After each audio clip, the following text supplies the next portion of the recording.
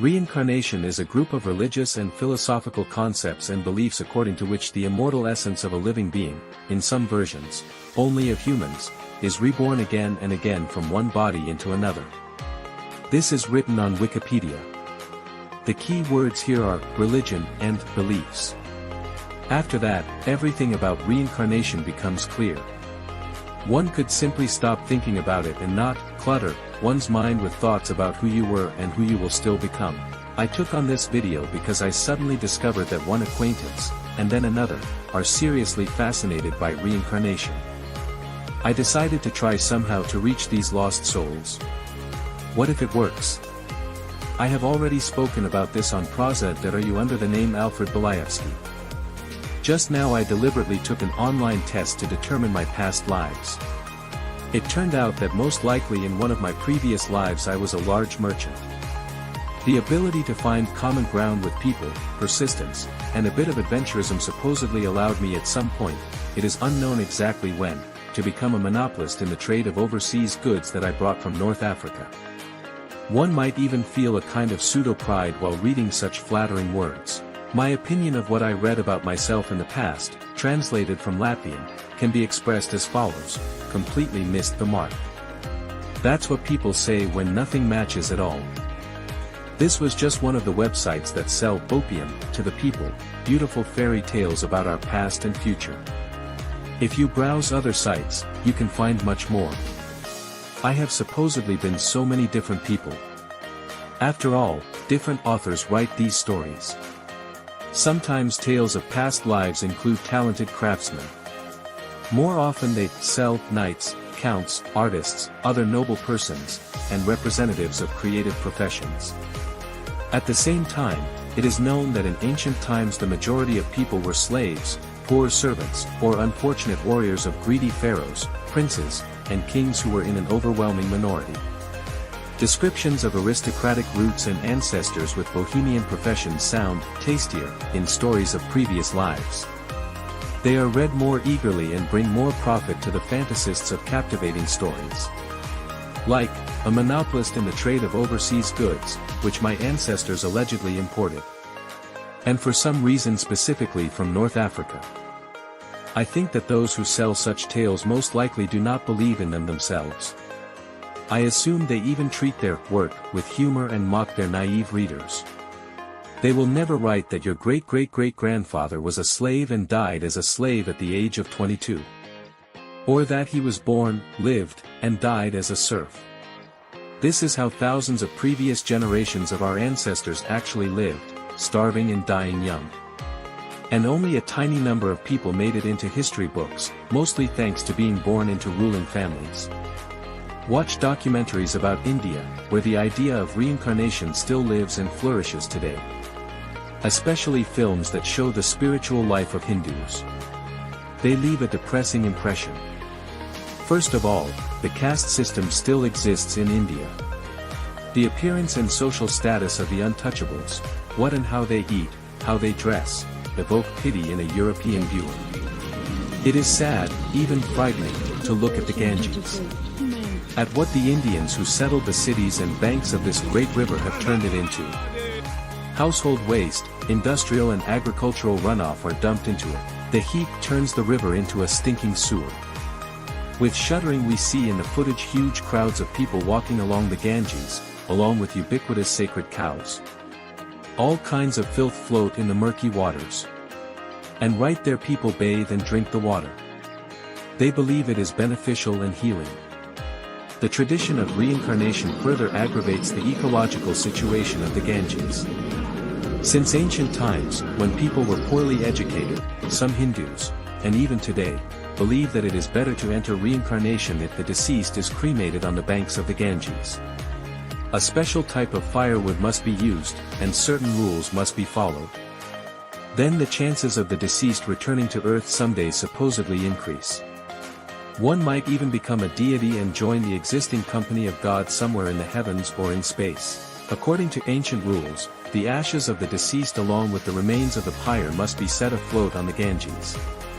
And not everywhere, but only in special places in major cities along the river, designated by spiritual leaders. One such place is Varanasi. This is not what gurus and teachers in civilized countries talk about during numerous spiritual practices, dressed in neat, fashionable clothes. In Europe, these foolish ideas are taught in clean and comfortable rooms to well-fed listeners who desire to hear who knows what. There, mysterious and elevated words are pronounced, words that mean nothing to educated people but sound attractive to some ears: chakra, mantra, Shambhala, reincarnation. India, where the idea was born and where reincarnation ceremonies are practiced, is not among the developed countries. It ranks 125th out of 201 countries in the world. To be a follower of the idea of reincarnation means to believe in a millennia-old religion that emerged when people did not possess modern knowledge about nature. To believe in reincarnation is to declare oneself a backward person. Some 15 to 20 years ago it became fashionable to pay $100 for genetic tests to determine where and who one's ancestors were. My older son submitted a saliva sample. The test showed that we descend from Vikings from the area near Gdansk. This could even have been more or less plausible, considering our Polish surname. Still, the main thing was the $100. That is probably why, for the sake of beauty, we were classified as Vikings. After all, how cool it was to be considered a Viking in the Middle Ages. They were famous as raiders and even founded the Russian state. But that is not the point here. Researchers of human genetic codes promised, for money, to draw a complete genetic tree of all people on Earth once they obtained genetic information from the majority of the population. They say the research has become more expensive, but there are now many more results in the form of life instructions for customers of the service. Capitalism, someday, hope in reincarnation, like belief in everything supernatural, will pass. Something currently unknown and perceived as supernatural will eventually be studied. It will be used to improve human life. But for now, the laws of nature say that life is given to each of us personally only once. There is no scientific data about an afterlife or reincarnation. The longer you live, the more you begin to understand how short our life is.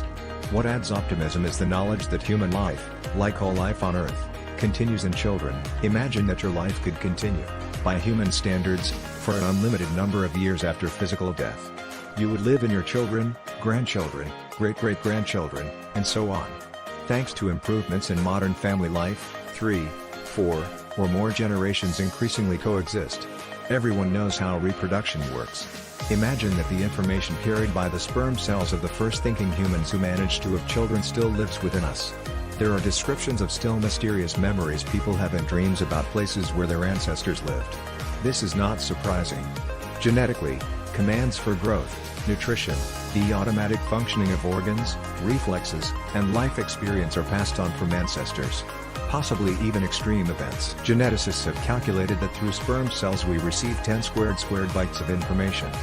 Nature works with a huge margin of reliability when it comes to sustaining life on Earth.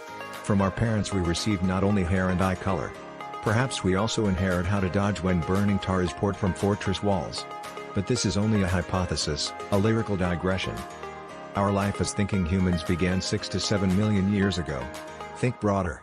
We appeared as a result of a genetic failure in primates. And as the first living beings on Earth, we started more than 4 billion years ago. Or, in the form of microorganisms, we may have arrived from distant parts of the universe. In any case, the first microorganisms carried the charge for the great explosion of life on Earth, and even for the beginning of each of us, modern humans. It takes your breath away when you think about this and about the evolution of life, based on modern scientific knowledge, not on fairy tales or belief in the ignorance of our ancestors. Therefore, it is not worth wasting time and money on dubious courses or trips to the Ganges or the Himalayas in search of the secrets of eternal personal life. One should live as long as possible here and now, using modern knowledge, maintaining a healthy lifestyle, caring for one's children and grandchildren, and, most importantly, increasing one's intellectual potential. In conclusion, I would like to recall how, in a humorous form, the idol of many, Vladimir Vysotsky, once sang about reincarnation in Russian.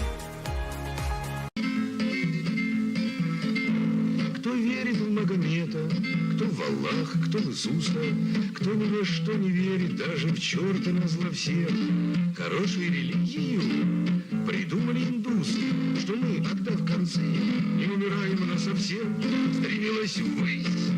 Душа твоя, родився вновь с мечтою, но если жил ты как свинья, останешься свиньёю.